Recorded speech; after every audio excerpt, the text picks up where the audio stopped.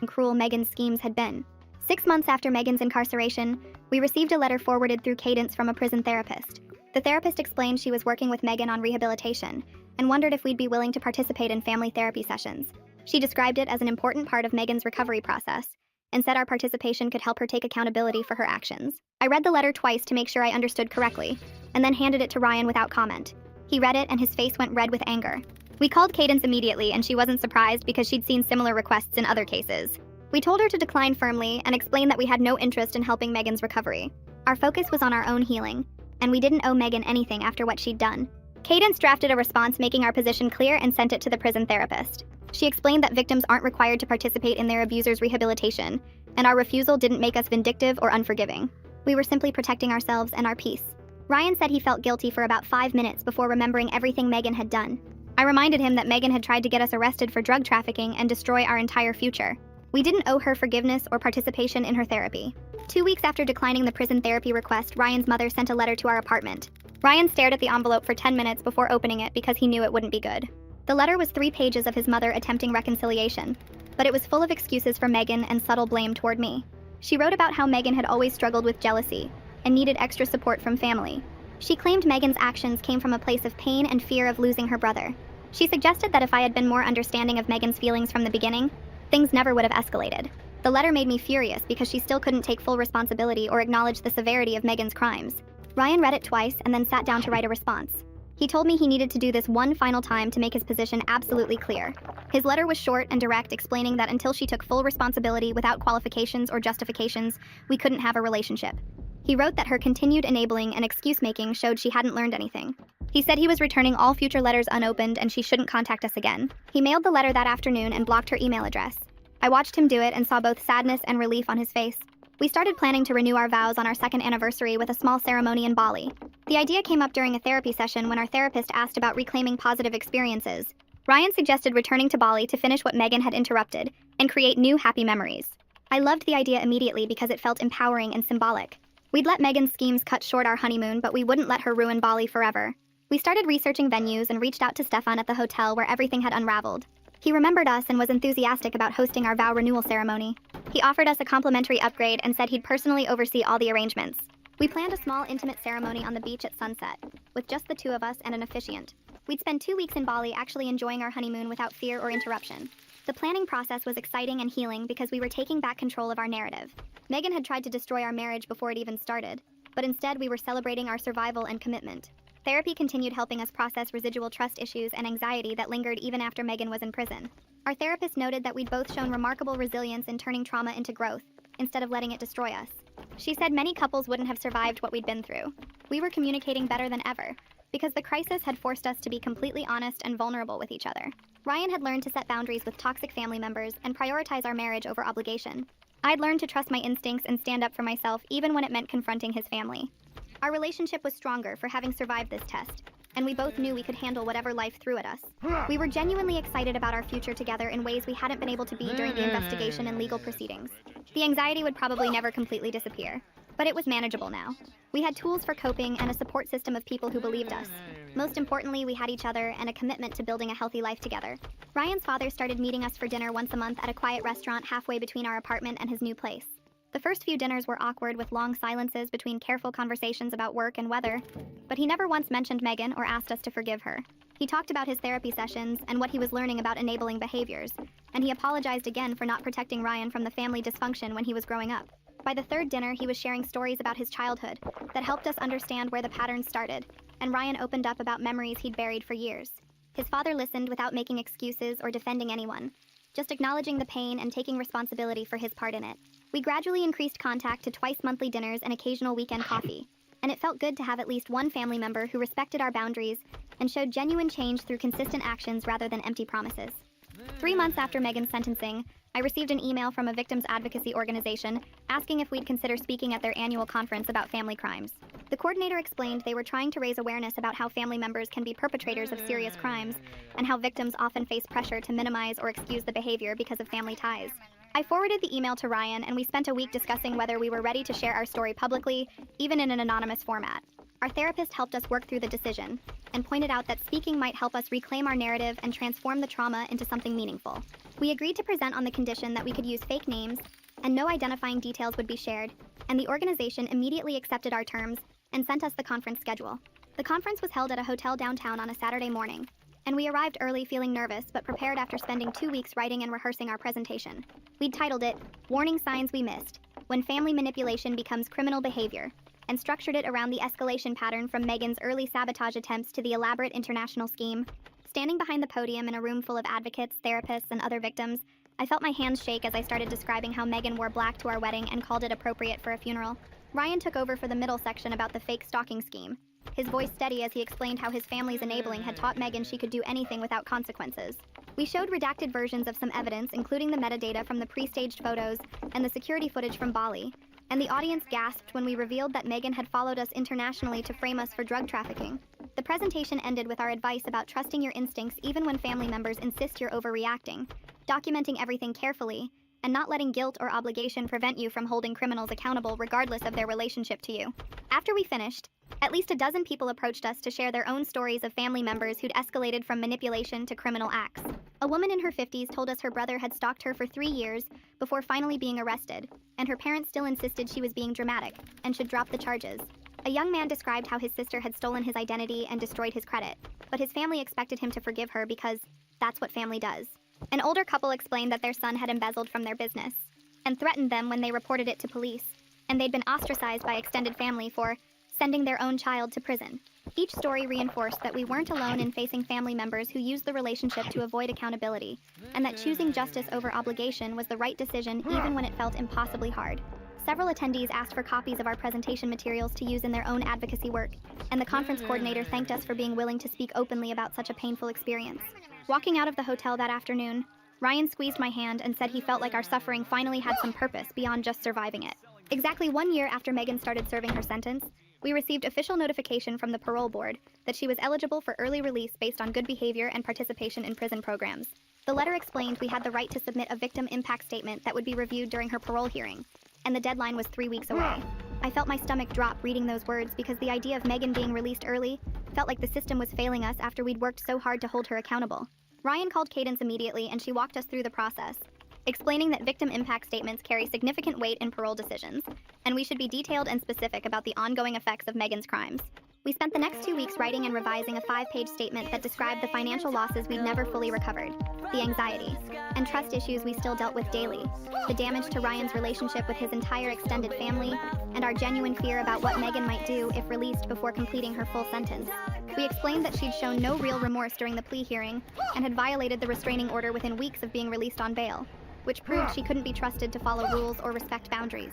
Cadence reviewed our final draft and made a few suggestions to strengthen the legal language, then submitted it to the parole board on our behalf along with supporting documentation, including the restraining order violation and statements from our therapist about ongoing trauma symptoms. 2 weeks later, Aurora called with news that made me actually cry with relief. The parole board had denied Megan's early release request after reviewing our victim impact statement, along with her prison records showing minimal engagement with required therapy and a pattern of resentful attitude toward staff and other inmates. Aurora explained that Megan would now serve her full 2-year sentence with no possibility of early release, and she'd remain on probation for 5 years after that, with strict conditions including no contact with us and mandatory mental health treatment. The decision validated everything we'd been through and proved that the system was actually protecting us instead of prioritizing family reconciliation over victim safety. Ryan's father called that evening after we'd texted him the news, and he said he was proud of us for standing firm and relieved that Megan would serve the full sentence she deserved. We started seriously looking at houses the following month, determined to buy something in a neighborhood Megan would never think to look for us, and taking extra precautions to keep all our information private. Our realtor was a recommendation from the Ferguson family, who understood our security concerns and helped us focus on properties with good natural surveillance, solid locks, and space for security systems. We toured at least 15 houses over 6 weeks, rejecting several that felt too isolated or had too many access points we'd need to monitor. The house we finally fell in love with was a small 3-bedroom ranch in a quiet neighborhood with friendly neighbors, a fenced backyard, and a security system already installed by the previous owners. We put in an offer the same day we saw it and started the mortgage process, carefully ensuring that all our documents listed only a P.O. box and that the title company understood our privacy requirements. The inspection revealed only minor issues and closing was scheduled for early March, which would be 3 weeks before our second anniversary. Ryan's father continued improving and surprising us with his growth, and during one of our dinners in late February, he quietly told us he'd filed for divorce from Ryan's mother. She'd refused to attend therapy or acknowledge any responsibility for enabling Megan, and she'd actually tried to pressure Ryan's father to convince us to write a letter supporting Megan's early release. He'd realized he couldn't stay married to someone who still prioritized protecting Megan over accepting reality, and he was building a new life based on honesty and healthy relationships, instead of obligation and dysfunction. Ryan asked his father if he was okay, and his father smiled and said he felt freer than he had in 30 years. Like he'd finally stopped carrying weight that was never his to carry. We were cautiously optimistic about maintaining a relationship with him going forward, because his actions consistently matched his words, and he never pressured us or made excuses for the rest of the family. Closing day arrived on a perfect sunny morning in early March, and we sat in the title company office signing what felt like 1,000 documents, while our realtor smiled and congratulated us. Walking into our house for the first time as actual owners felt surreal and emotional, like we'd finally reached the life we should have had 2 years ago before Megan destroyed our honeymoon. The house was completely ours with no connection to Ryan's family, and no shared memories of dysfunction or manipulation. Just empty rooms waiting to be filled with furniture and experiences that reflected our values and our future. We spent the first weekend painting the bedroom and setting up our new security system with cameras covering all entry points. And even though we knew Megan was still in prison, having those protections in place helped us feel safe. Ryan's father came over to help us move furniture and brought a housewarming gift of new kitchen knives with a card that said, "For building the life you deserve." Moving boxes filled our living room for weeks, but slowly we transformed the empty house into a real home. Our vow renewal trip to Bali was scheduled for late March to coincide with our actual anniversary date, and this time we planned everything carefully with no family members knowing our exact location or timeline. We flew out on a Tuesday morning and arrived in Bali exhausted but excited to finally have the honeymoon we'd been denied 2 years earlier. Stefan from hotel security met us personally in the lobby and gave us a complimentary upgrade to an ocean view suite as thanks for helping them identify and fix the security gaps that had allowed Megan to access our original room. He walked us through all the new protocols they'd implemented, including better keycard tracking, additional cameras, and stricter staff verification procedures, and he assured us we were completely safe and could actually relax this time. The next 2 weeks were everything we'd hoped for back when we first planned this trip, with long beach days, romantic dinners, spa treatments, and excursions to temples and rice terraces without constantly looking over our shoulders. We renewed our vows in a simple ceremony on the beach at sunset, with just us and an officiant, speaking promises to each other that felt even more meaningful after everything we'd survived together. The hotel photographer captured the moment, and we finally had wedding photos that showed genuine joy instead of the tension that had marked our original ceremony with Megan glaring in black in the background. Back home in early April, we hosted a celebration at our new house with everyone who'd supported us through the nightmare of the past 2 years. The guest list included close friends from work, our therapist, the entire Ferguson family who'd become genuine friends, and Ryan's father who brought his new girlfriend and seemed genuinely happy for the first time since we'd known him. We set up tables in the backyard and served food we'd actually enjoyed in Bali, sharing stories about the trip and showing photos from the vow renewal ceremony. Hope Ferguson raised her glass and made a toast about resilience and choosing your own family based on love and respect, rather than obligation, and everyone clinked glasses and cheered. The gathering felt full of authentic warmth and support, without any of the toxic dynamics or hidden agendas that had poisoned every event with Ryan's original family, and looking around at people who genuinely cared about our happiness made all the pain feel worth surviving. A week after the celebration, Cadence called with news about the civil judgment. The garnishment paperwork was finalized and ready to execute the day Megan was released from prison. She explained the process in her usual efficient way, walking me through how portions of Megan's wages would be automatically deducted and sent to us until the full $50,000 plus accumulated interest was paid. The system would track every payment and adjust for any employment changes Megan made, following her from job to job if necessary. Knowing there would be ongoing consequences even after she served her prison time brought a sense of relief I hadn't expected. Ryan and I discussed it over dinner that night, both of us agreeing that the financial accountability mattered less than the principle that her actions had real, lasting repercussions she couldn't escape. 2 years passed faster than I imagined possible. Our house became a real home filled with furniture we picked together and photos from trips we took without fear. Ryan's career advanced steadily after his promotion, and my own position at work grew into a role I genuinely loved, with responsibilities that challenged me in good ways. We established routines that felt healthy and normal, like Sunday morning coffee on the back porch, and Friday night dinners with the Ferguson family who'd become our closest friends. Therapy helped us build communication skills that made our marriage stronger than it had been even before Megan's schemes disrupted everything. We learned to set boundaries with people who tried to take advantage of our kindness, recognizing red flags we'd missed before. Ryan's relationship with his father continued improving slowly, built on honesty and respect rather than obligation. We started talking seriously about having kids, excited to create a family based on the values we'd fought so hard to protect. The trauma Megan inflicted transformed into wisdom about choosing who we let into our lives and standing firm when someone tries to manipulate us through guilt or family pressure. My SEL tried to replace me and steal my husband. Her fantasy shattered the second my mom revealed something she never expected. My brother Kyle had been dating this woman Rachel for about 3 months when she came to her first family dinner at our parents' house. Everything seemed normal at first. She brought flowers for my mom and complimented my dad's cooking. Then when introductions came around to my husband Dean and me, she shook my hand and said, "So nice to meet Dean's current wife. I'm Rachel, his future." I thought I misheard her. Dean laughed awkwardly, thinking it was some weird joke. But Rachel kept going, looking directly at Dean and saying, "Kyle's told me so much about you. I can see why he says we're perfect for each other." Kyle looked confused and said he'd never said that. But Rachel just smiled and touched Dean's arm, saying, "Men never remember important conversations." Throughout dinner, Rachel kept positioning herself to serve Dean food first, even though he was sitting across the table from her. She'd lean over everyone to put food on his plate, saying things like, "Dean needs protein, he works so hard," or, "Dean doesn't like too much sauce, right, honey?" She'd never met him before that night. She knew nothing about him, but she acted like she'd been studying him for years. Every story anyone told, Rachel would redirect to Dean. My mom talked about her garden. Rachel asked Dean if he liked gardening because she loved men who worked with their hands. My dad mentioned his retirement. Rachel asked Dean about his retirement plans because she needed to know for their future. When I tried to join any conversation with my own husband, she'd talk over me and say things like, "Dean and I were just discussing that earlier," which was impossible because they'd literally just met an hour ago. Kyle kept trying to redirect her attention, but she'd pat his hand and say, "Your brother and I are just getting to know each other better." Family bonds are so important. The next few weeks were insane. Rachel started showing up at places Dean went. She joined his gym and would happen to be there whenever he worked out. She found out where he got coffee and would accidentally run into him every morning. She learned his lunch spot and would eat there alone, always sitting where she could watch him. She told Kyle she was just trying to bond with his family, but she never tried to run into me or my parents, only Dean. She started texting Dean constantly, getting his number from Kyle's phone. The texts started normal, asking about family stuff, but quickly got weird. She'd send him good morning messages before I even woke up. She'd text him reminders to eat lunch and stay hydrated. She'd send him articles about things she thought he'd like, even though she had no idea what he actually liked. When Dean blocked her number, she got new ones. She had at least 6 different phone numbers that we know of. Rachel would tell Kyle that Dean was texting her first, that he was pursuing her, that she was trying to be loyal but Dean wouldn't leave her alone.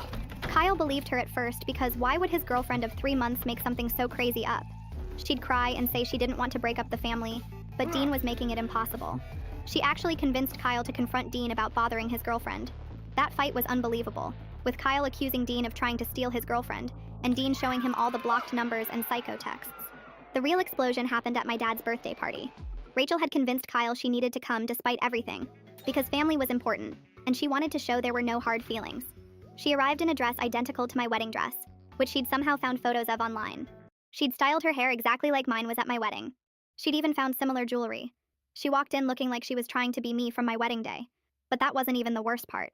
She'd brought a cake, insisted on bringing it out herself, and when everyone gathered around to sing, she stood next to Dean instead of Kyle. As my dad blew out the candles, Rachel loudly announced, "I need everyone's attention for something important." She pulled out a folder from her purse and said, "I've been patient and respectful, but it's time to make this official.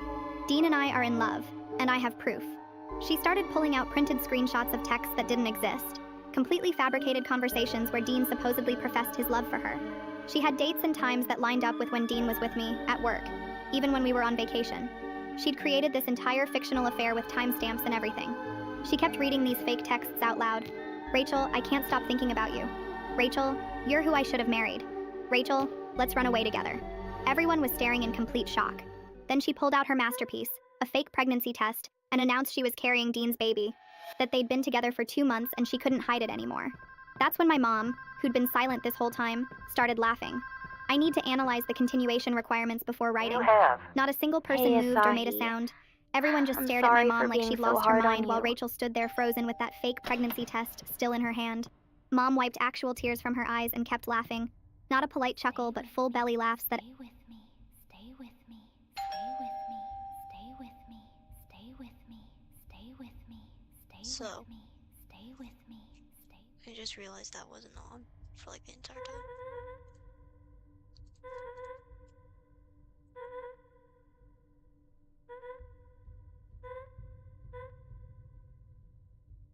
Okay, so I've already done the easy version of this.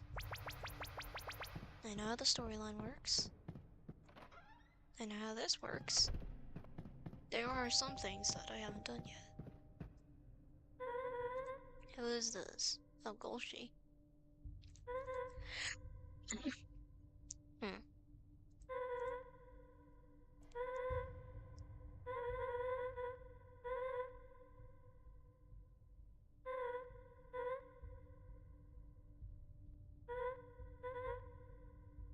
She's normal. Yep, and then key.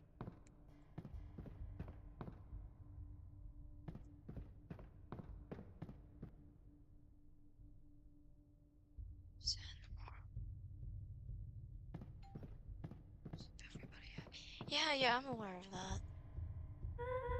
You open this door immediately. Yup, this is very. A kundere. Ooh, oh my god. I was so scared that said yandere real quick.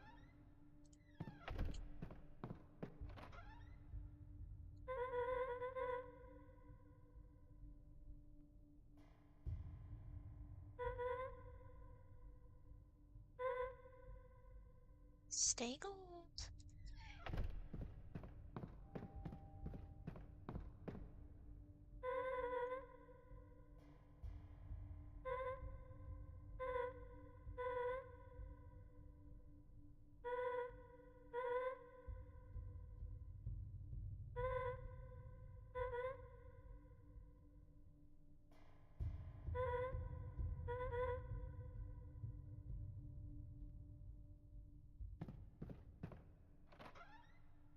It's gonna be on my bed.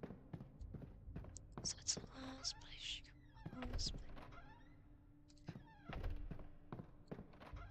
What? Where the hell is she? There you go.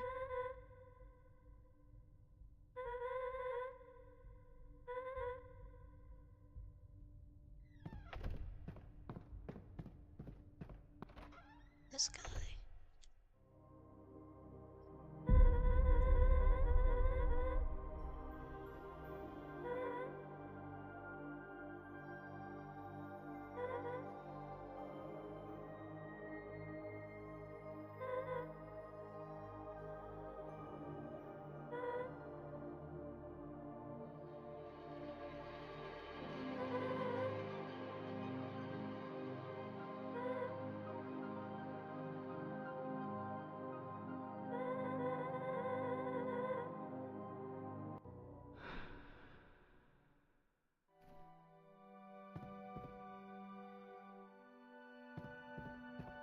What the damn?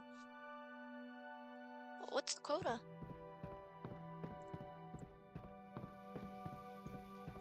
Okay, hold up. Freak that.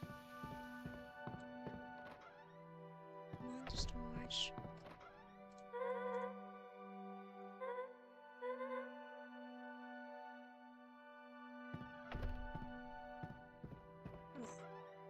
That's for the storyline, but I'm not.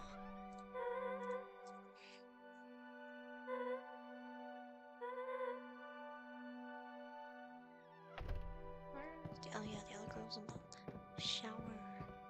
Okay.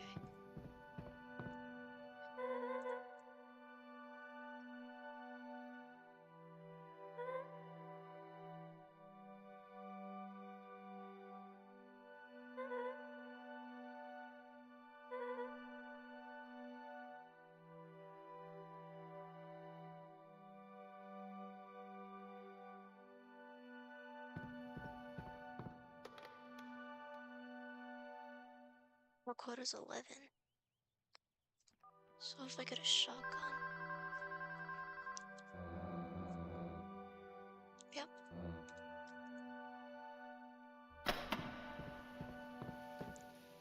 That's where our girl is.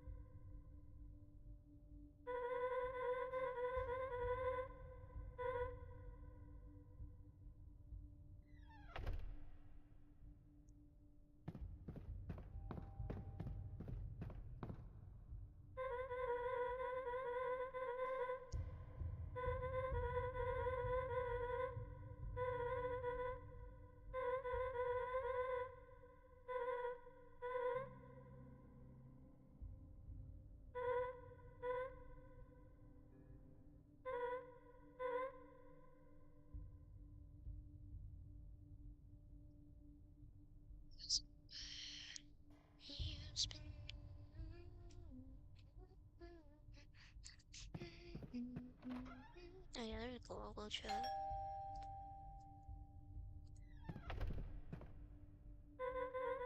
Logo? Bet.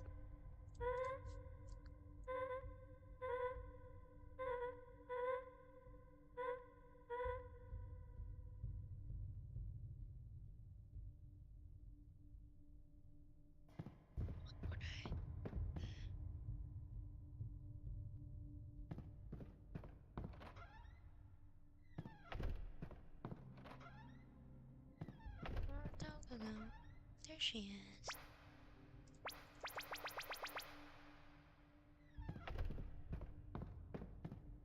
You know, I thought Toga was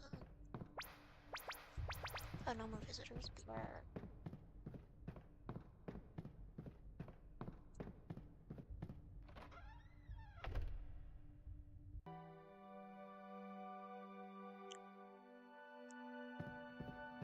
What do you damn!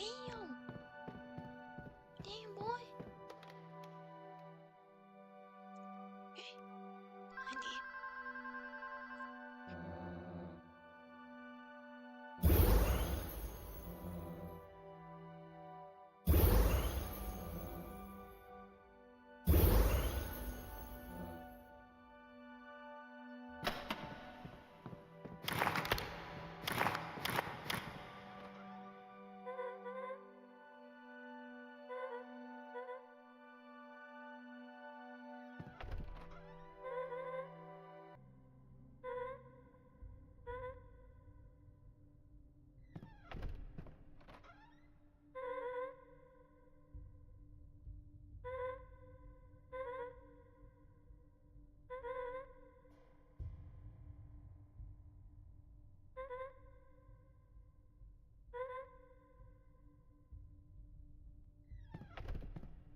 Yes.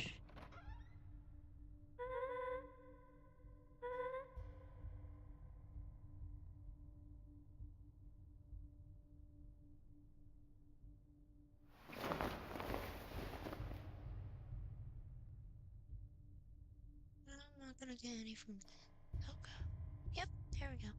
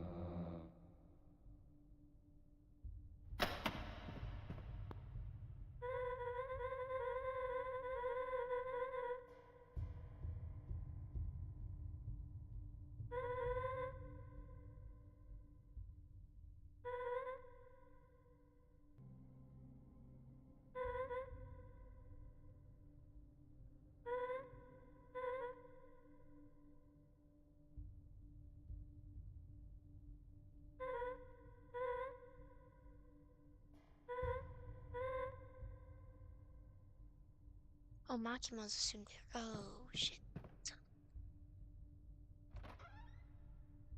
Oh, shit. Makima.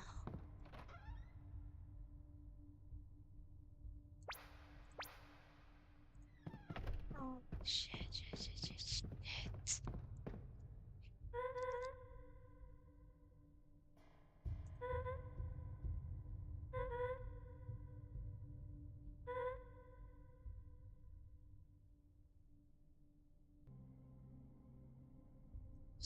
Okay.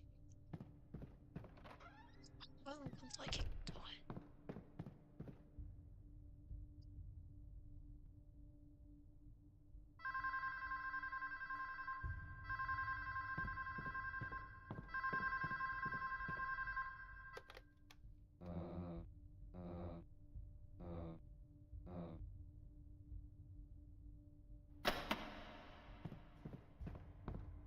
It's like two.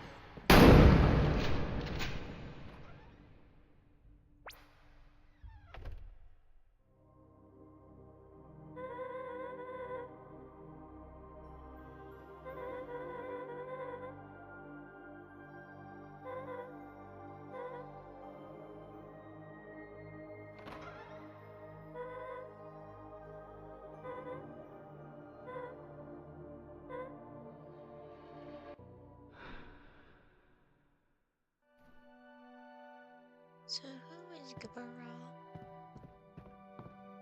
This person?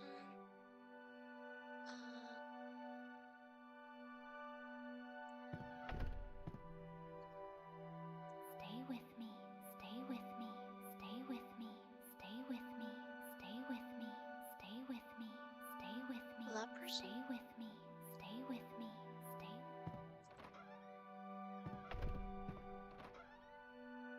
Where is Magma?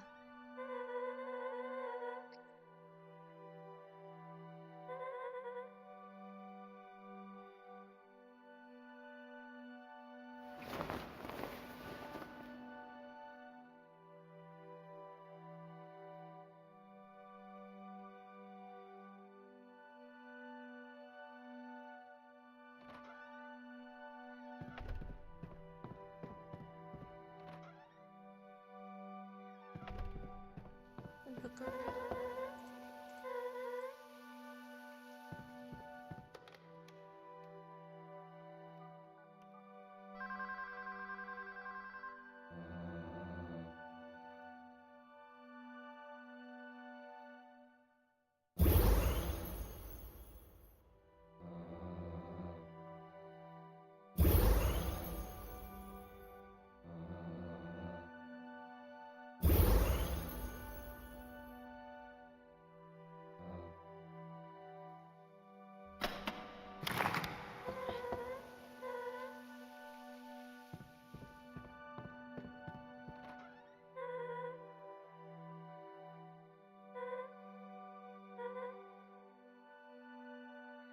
What do you mean don't fall asleep?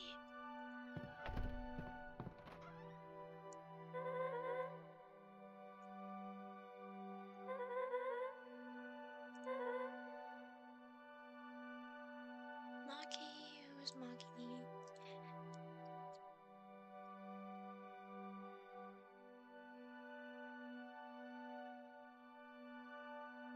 Whisper of Stay with me. this girl.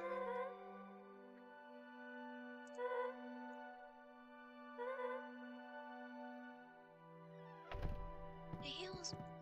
Stay with me, stay with me, stay Yeah, with me. that's Stay Maggie. with me, stay with me, stay with me.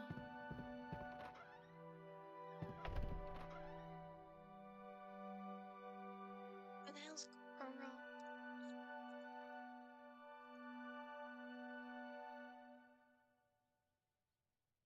The hell's that thing? Stay with me.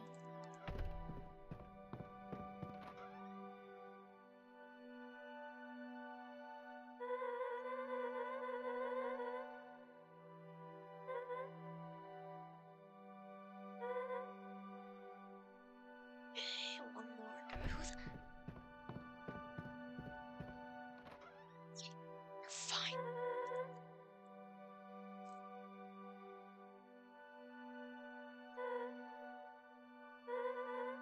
What? What the fuck? Okay.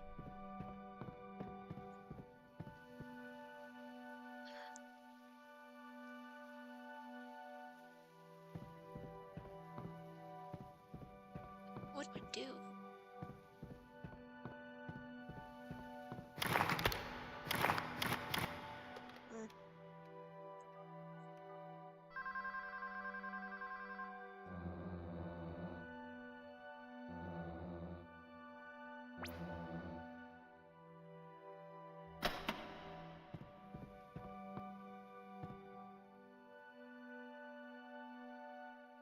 Oh yeah, I forgot about that.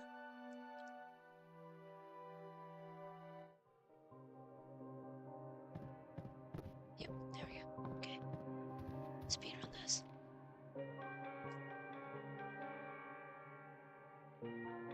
Seven,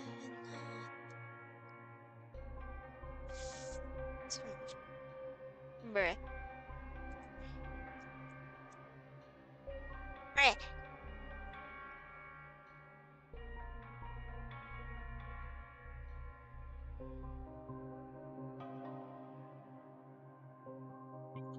Fuck! I hate this. 7959.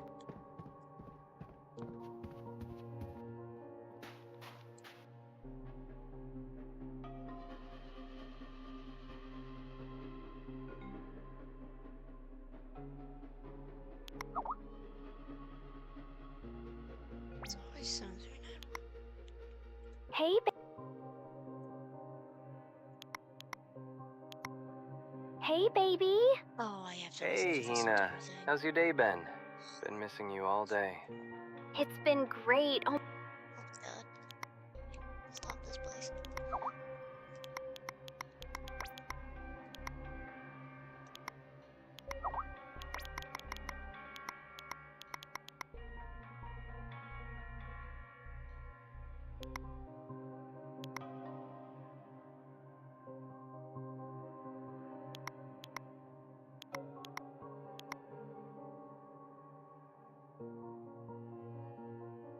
What? Ball of Helen. Okay.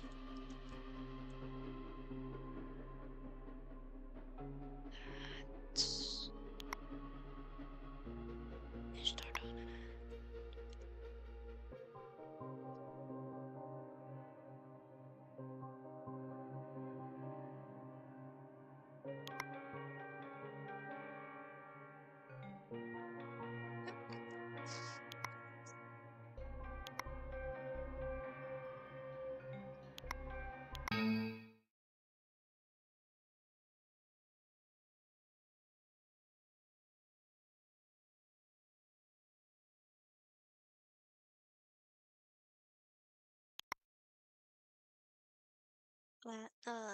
Hina. At the church. Marry Hina at the church. Yep.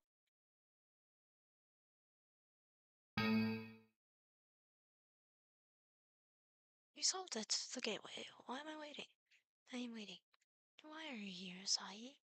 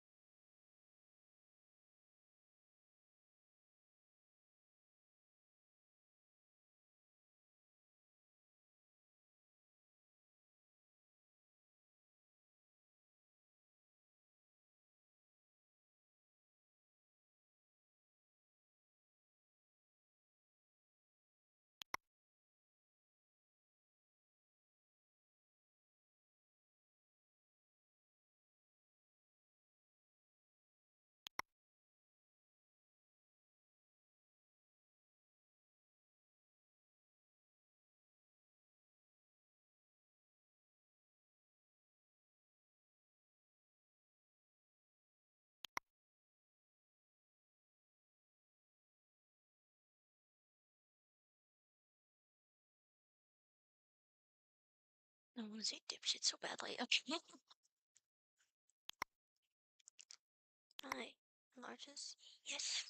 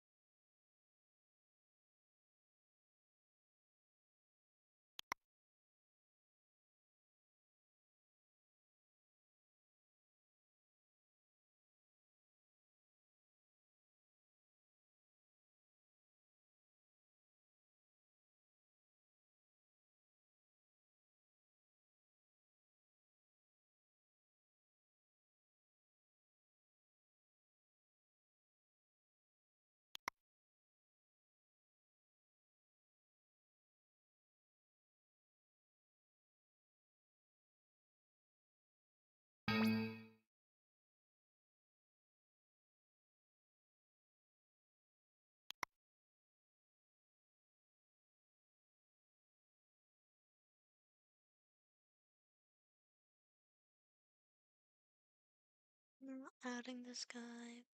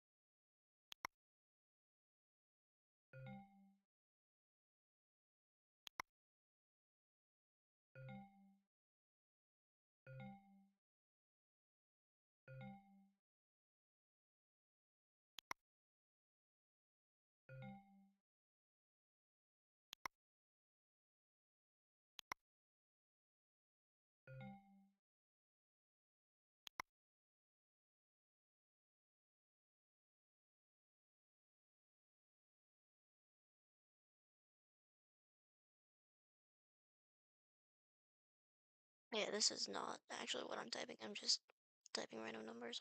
Hold on, let me repeat type J. Yep, there we go. I'm back. Hell yeah.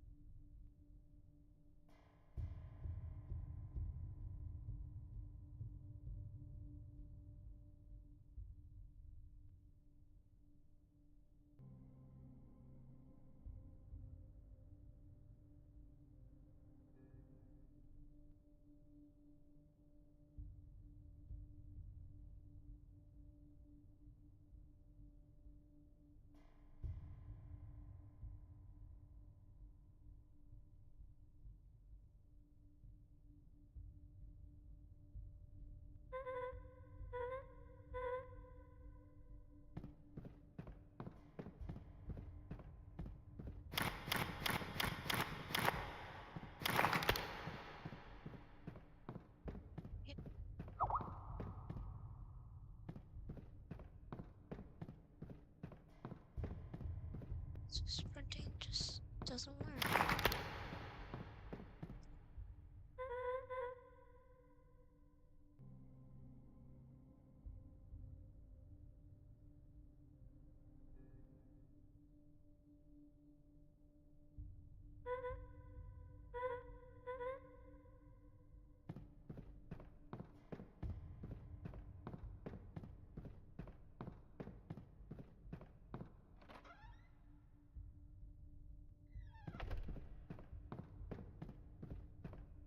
Please tell me. Please tell me that's the end of the night.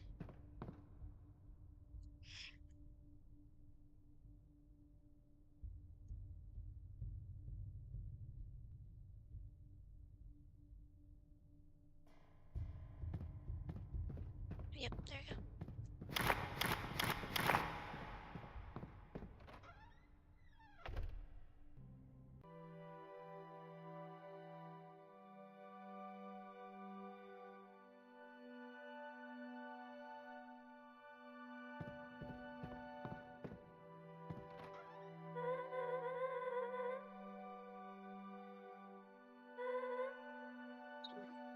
Nah. Thank you, Dad. So, who the hell's Hero?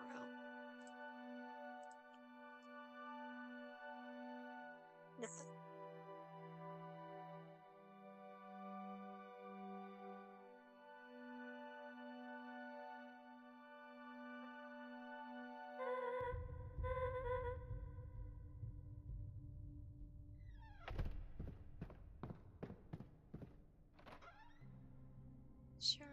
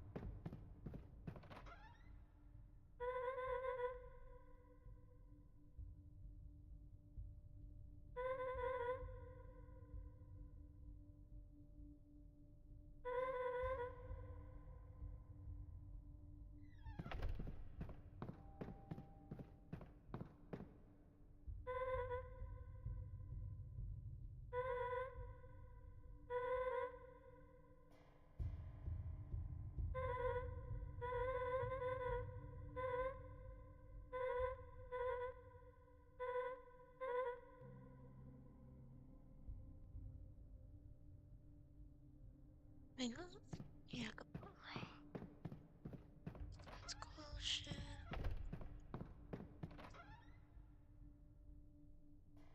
I don't see shit.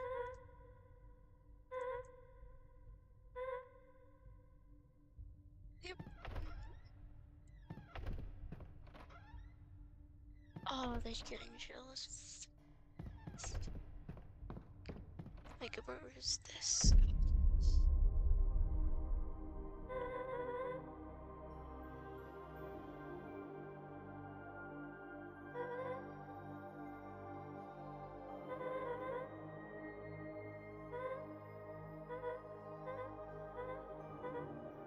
You were always meant to be mine. You just don't Oh, understand it yet. No matter how long it takes, I'll make sure you're mine, even if I have to get rid of her. Right round, baby, right round, like round.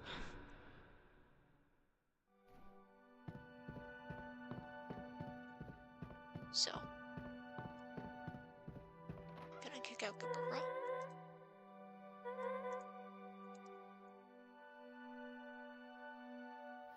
I hate this part.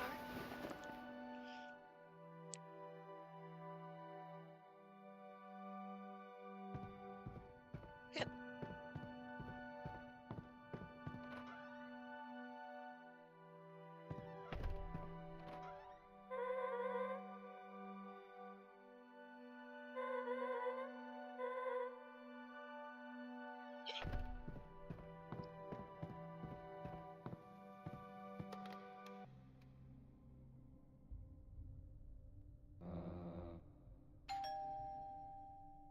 Yeah, Mary.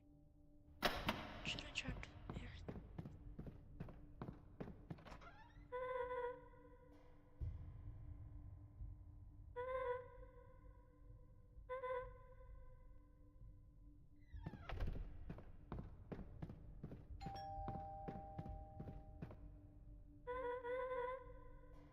Is that Toga? Don't I already have Toga? Alright. Come in, Toga.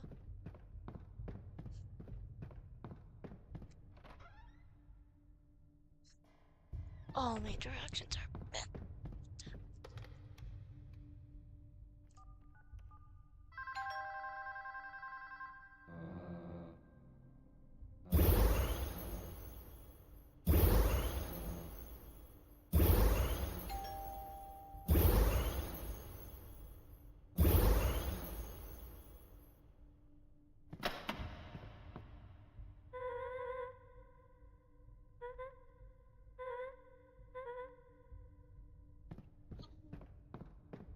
Okay.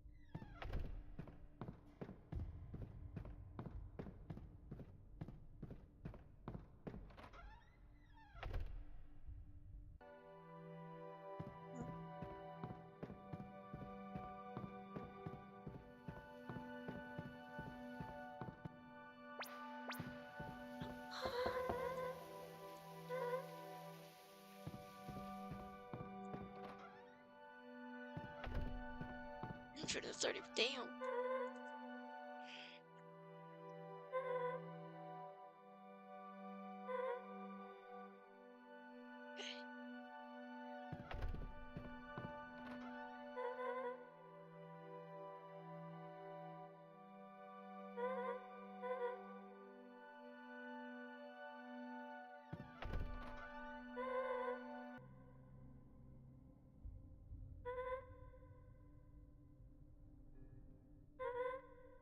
Look, it's a Kundiri.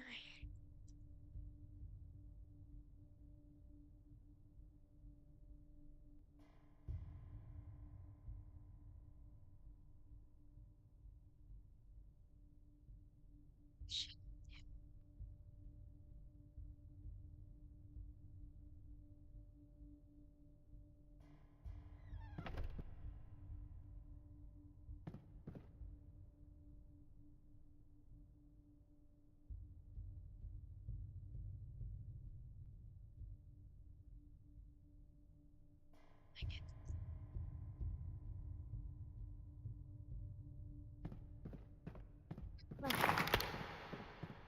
That was not intentional.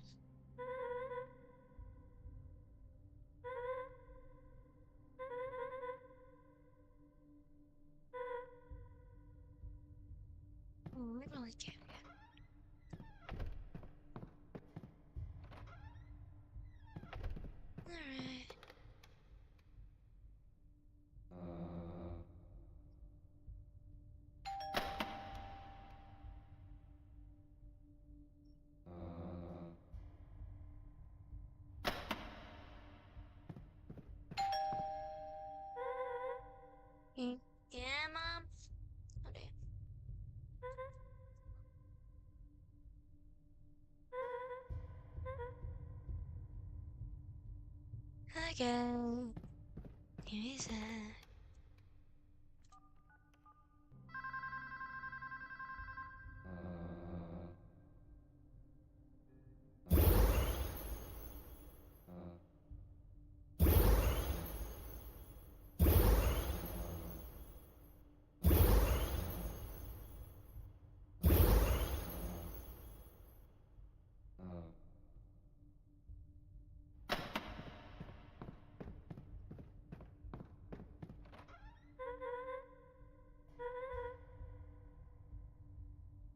Oh, there's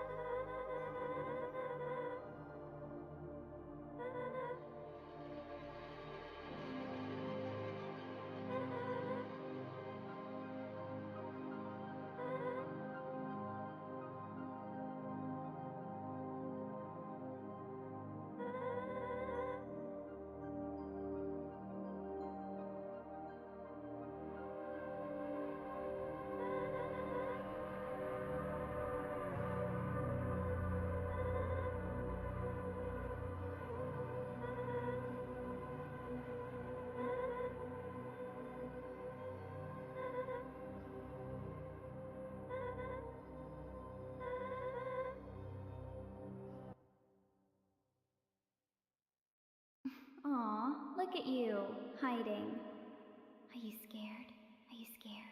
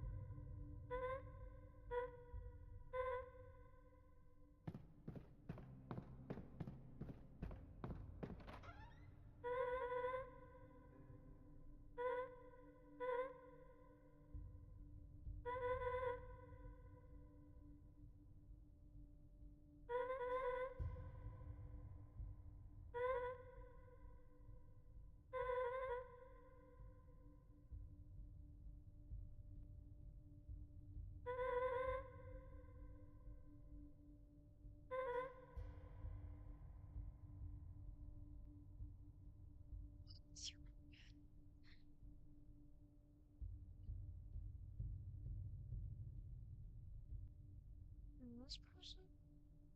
Stay with me. Yup. Oh, okay.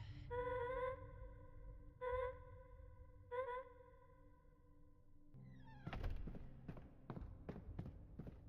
it? Yep.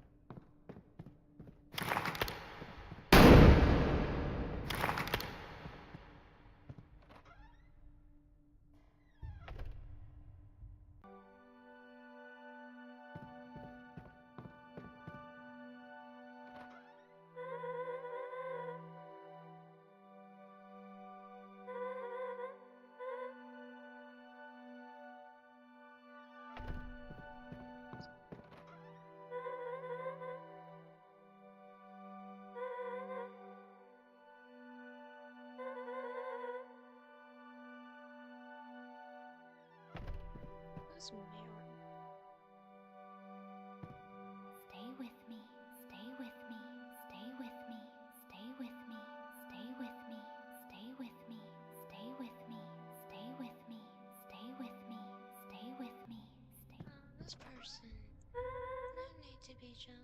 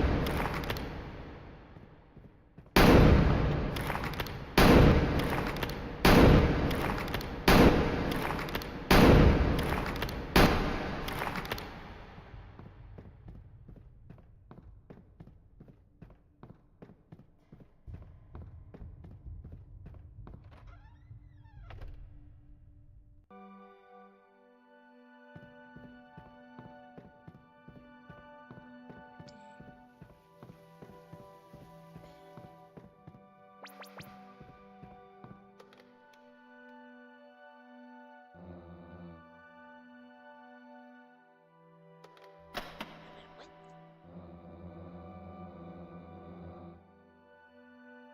Wow. Okay.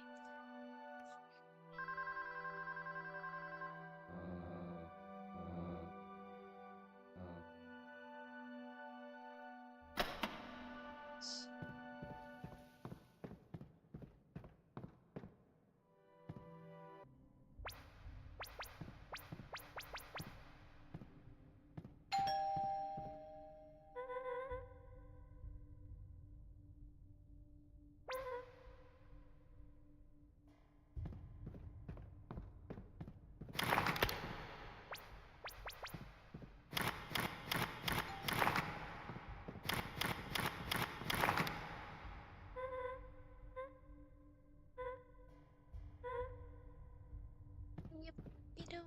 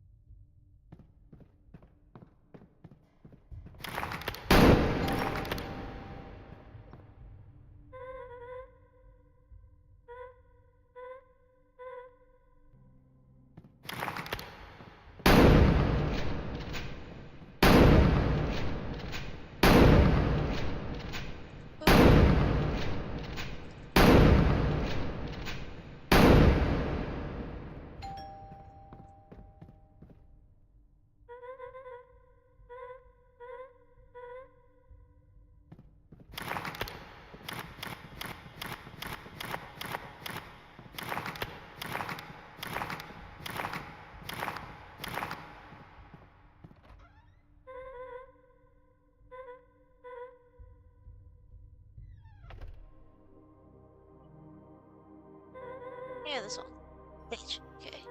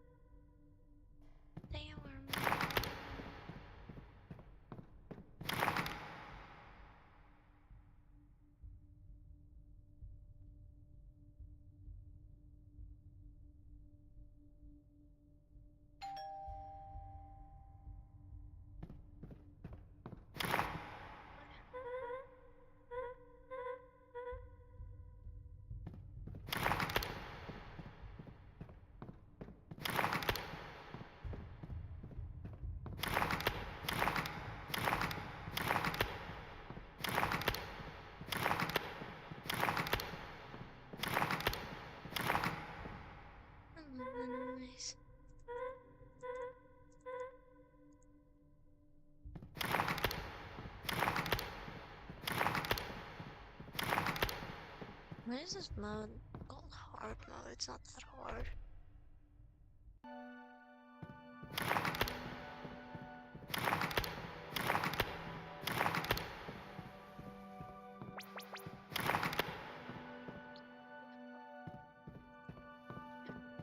Shit.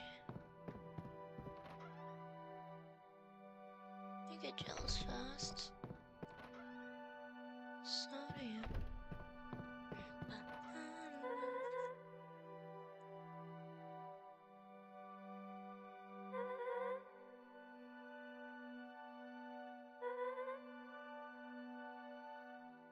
Girl, this girl's crazy.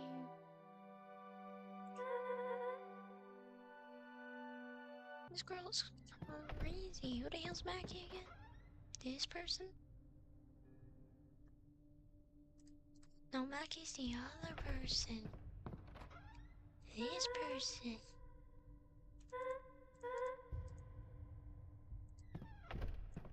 Oh shit, I'm about to die.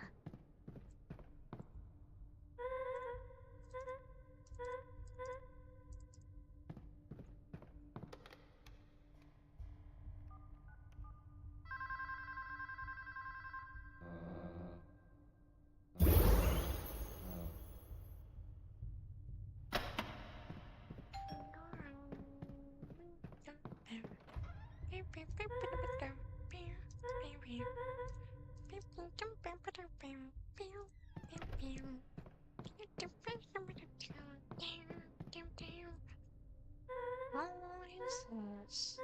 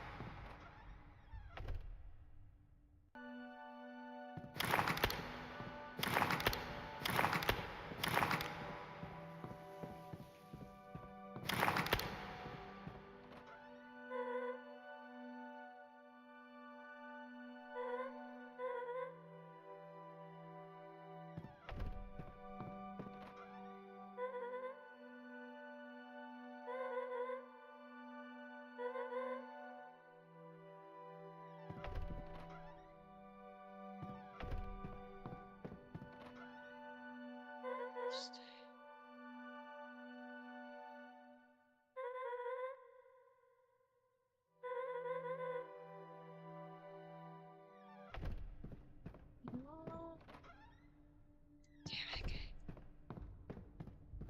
so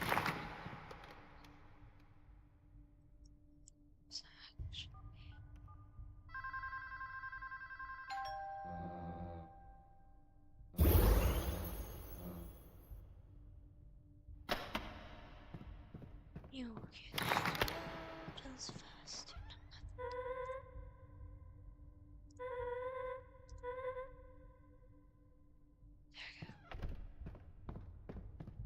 Come on, when's the final fight? Wait, you fucking kidding me?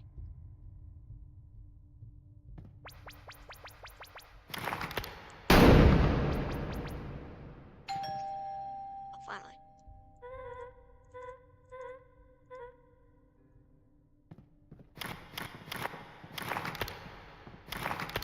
This is. Let me beat the game first. And. Did I even. Stay with me.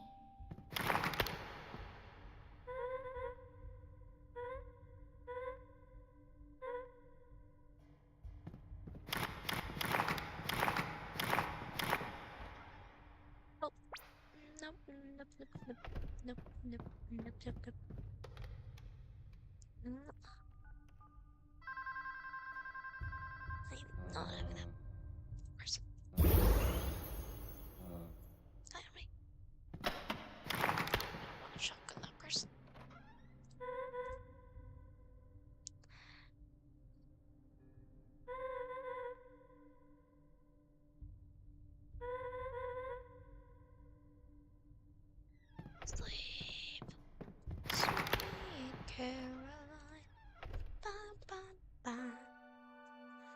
Is it finally time? Please? What the email say?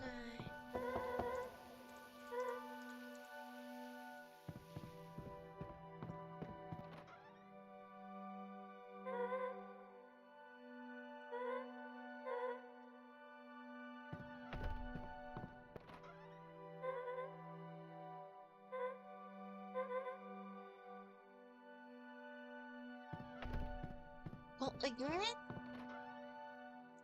I can't even go there. Go chip in the bathroom.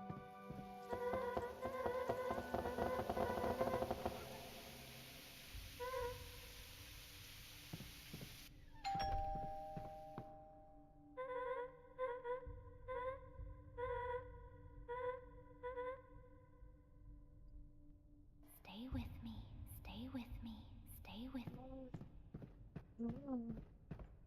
I have to wait.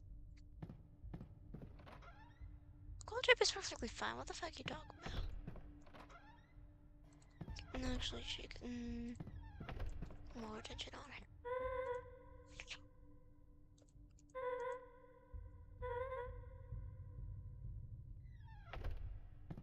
Okay, better.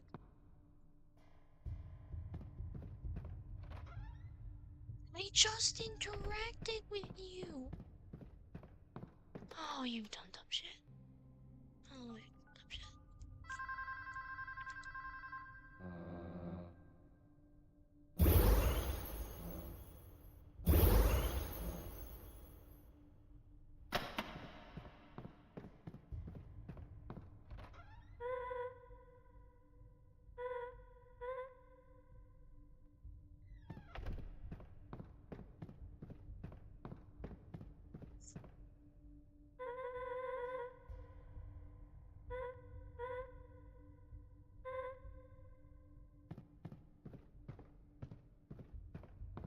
Please, this will take forever.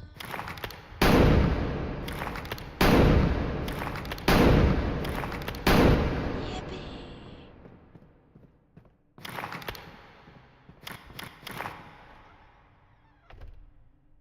Son of God.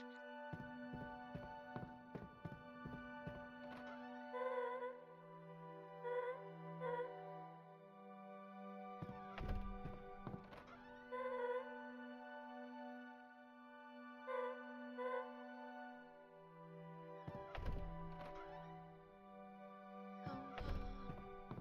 Yep.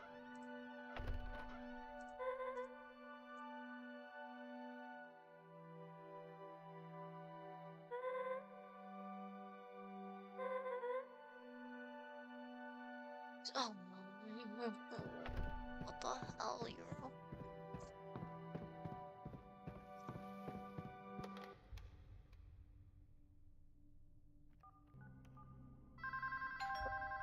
How long does this last?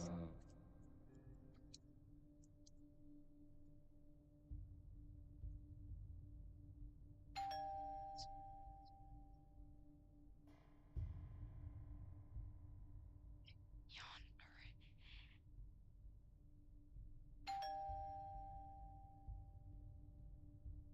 What did I don't have that?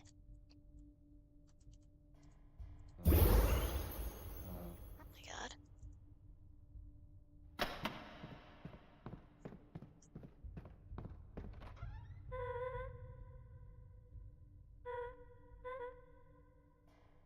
This jealous bitch. When do I?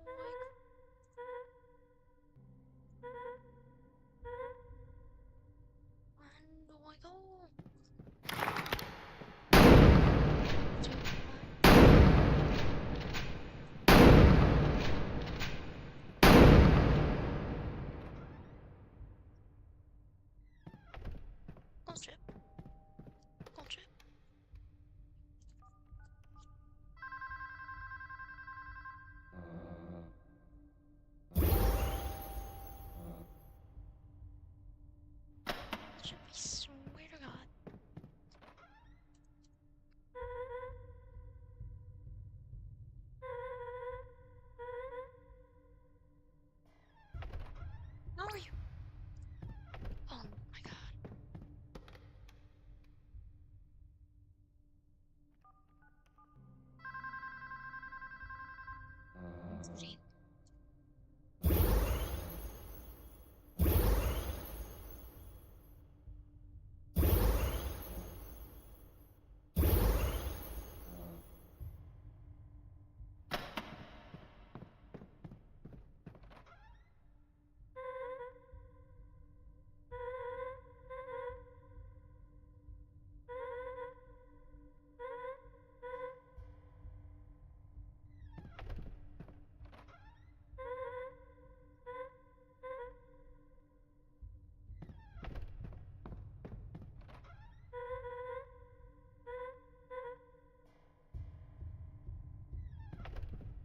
Everybody's getting shot.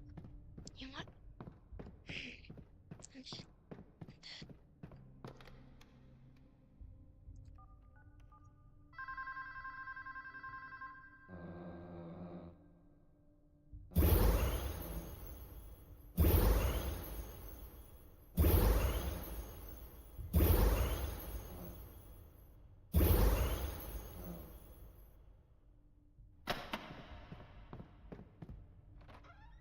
Are you both?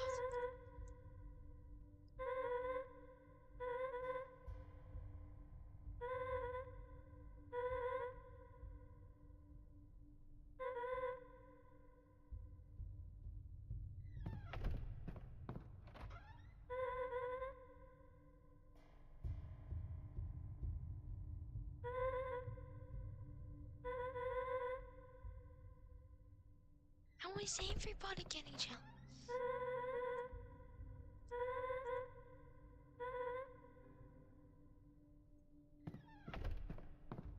Oh well. You. Oh shit.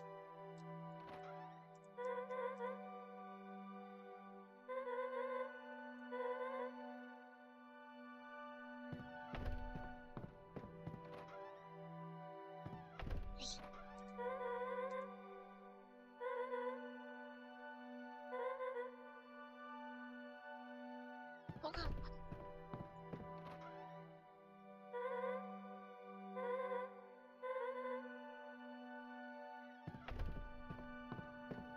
Oh my fucking.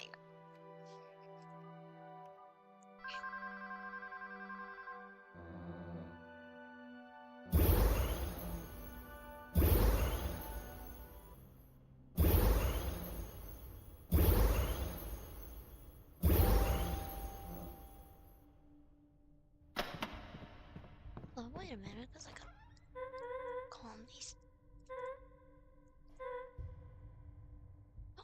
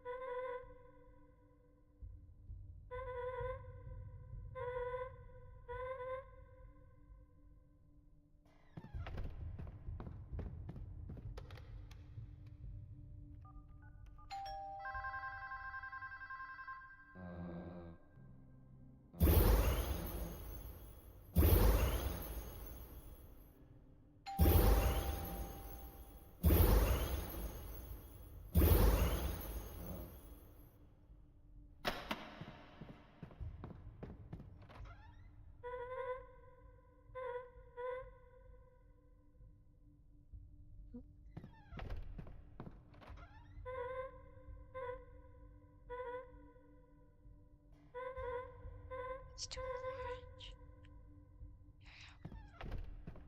Shit.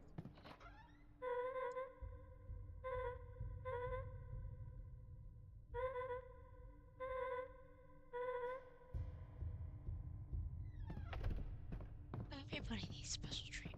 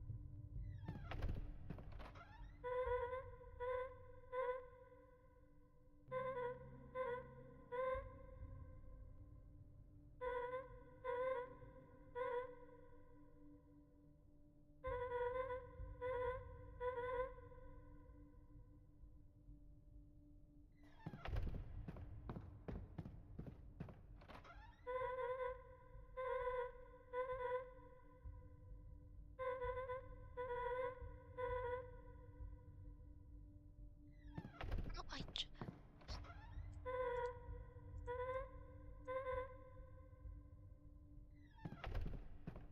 just gonna go to sleep.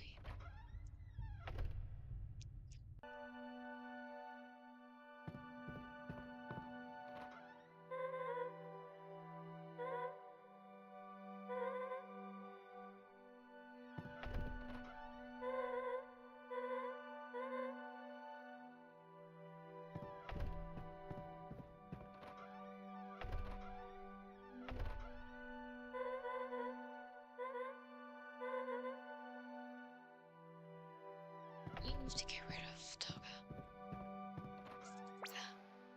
Oh my fucking god.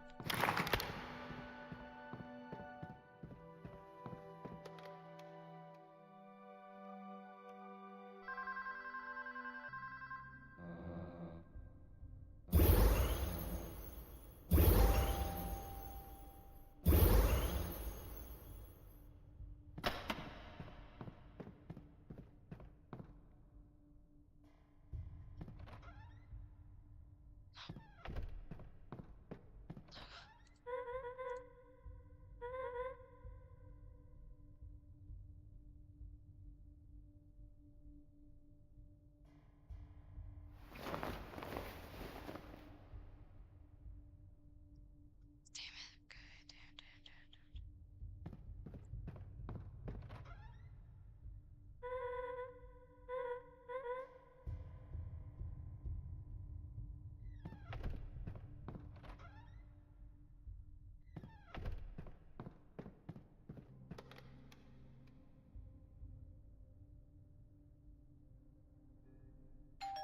I'm just gonna leave.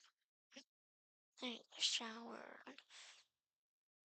I don't want to I'm completely that anytime soon, and I